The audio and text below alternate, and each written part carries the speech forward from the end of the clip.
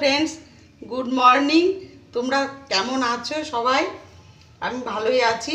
আজকে একটা mini blog তোমাদের সাথে শেয়ার করব। আমার ভাগ্নির আজকে আইবুড়ো ভাত খাওয়াবো, তার জন্য দেখো আমি এই যে টক ডাল করব, 5 রকম ভাজা, মাংস, খাসির মাংস, এই কাতলা মাছ, আরও অনেক কিছু করব। তোমরা পুরো ভিডিওটা দেখতে থাকো।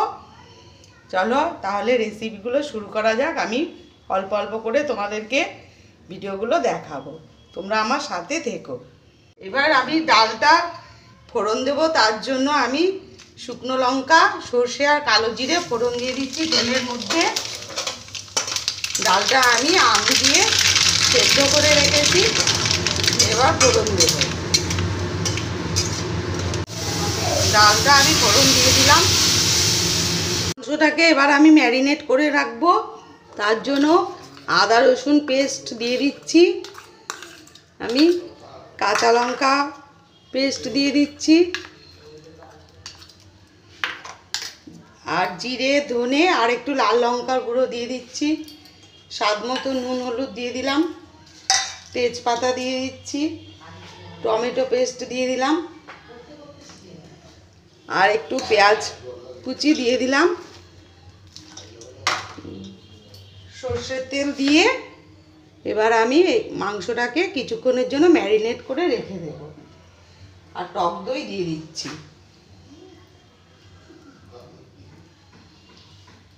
এবার ম্যারিনেট করে আমি রেখে দেব। মাছগুলোকে এবার ভেজে নিচ্ছি আস্তে আস্তে। মাছের ঝোলটা করার জন্য তেজপাতা আর গোটা গরম মশলা ফোড়ন দিয়ে দিলাম, জিরে ধনে আর একটু লঙ্কা গুঁড়ো দিয়ে দিলাম, আদা বাটা আর কাঁচা লঙ্কা বাটা দিয়ে পরিমাণ মতো নুন হলুদ আর টমেটো কুচি দিয়ে কষিয়ে নেব। মশলাটা কষিয়ে নিয়ে আমি কাজু বাদামের পেস্টটা দিয়ে দিলাম, দিয়ে ভালো করে মিশিয়ে নেব। আর ফেটানো টক দই দিয়ে দিচ্ছি, ভালো করে এবার সব কিছু কষিয়ে নেব। হয়ে গেছে আমার দই কাতলা। উপর থেকে আমি একটু গরম মশলার গুঁড়ো ছড়িয়ে দিলাম। মাংসটা তৈরি করার জন্য আমি গোটা গরম মশলা ফোড়ন দিলাম।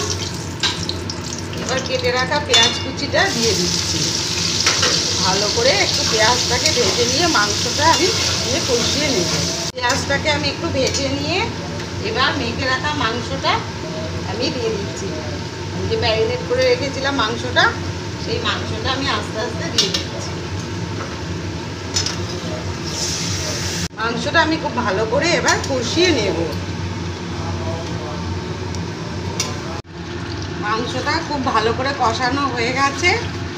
এবার আমি ভেজে রাখা আলুগুলো দিয়ে দিচ্ছি, আবার একটু মিশিয়ে নেব। তারপর গরম জল দিয়ে আমি গ্যাসের ফ্লেমটাকে একদম লোতে রেখে মাংসটাকে ঢাকা চাপা দিয়ে সেদ্ধ হতে দেব।